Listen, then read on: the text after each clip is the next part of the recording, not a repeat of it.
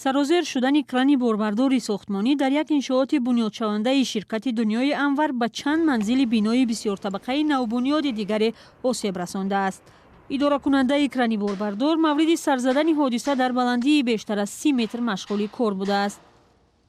Одами топ додестим кран афтасте ки як бурдгами шамол хес ки ами пеши чира бардошт хай ба уруси стрела мегӯянд амира хес бардон қафо зад ки кран ай ҷо мобайн ами хе рафт тез рафт ами шамол шудатса ки дар рӯи манам ам кабина оина надорад ами хе зад ки ман худам ами хе қапидиму кран то мобайн омад ба хе тоб хурду чӣ кард ами ки боло шикаст омаду болои боми ҳамсоя дазад ки он оҳан қатъ шуд با اومد این چیده بینای آخرونده در چی روش شد مانکا. تعدادی از ساکنان بینای نوبنیاد همسایه که زیر ضربه کران مانده بود از ترس به بیرون برآمدند.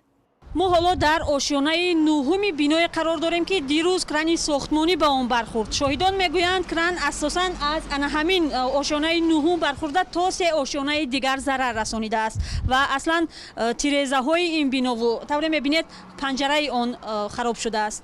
اصلا در این 3 خانه خوشبختانه آدم زندگی نمیکرده است، اما صاحب یک خانه دیگر که به جای حادثه نزدیک بوده است از ترس حالا میگویند در بیمارخانه است. یک سبب اصلی سرزدن حادثه سرازیر شدن کرانی ساختمانی شمال سخت گفته می شود. سبب‌های دیگر را مهلت استفاده آن نام میبرند. کرانی باربرداری ساختمانی استحصال زمان شوروی بوده است و اکنون از استفاده بیرون شد. این کران هم قدر هم دوره شوروی اومده است. اینه که وقتی همه چورا گذشتگی بوده که اسپیتان دینامیک استاتیستیک میگن که در علمی همش گذشتگی بوده پاسپورت داره یگان ما اجرا نمیکنیم که همین حادثه طبیعی اینا ما هم نمیخوایم. از سنجش یگان یک 6-7 ماه پیشتر بوده خاص وجودتون. مسئولان شرکت دنیای انور میگویند در پی این حادثه تلفات جانی و یا زخمی نیست، اما جبران مالی را بر عهده میگیرند.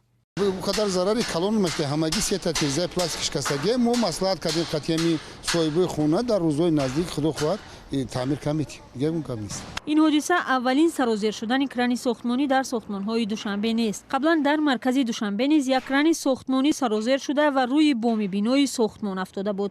آن زمان نیز حادثه خوشبختانه تلفات جانی در پی نداشت.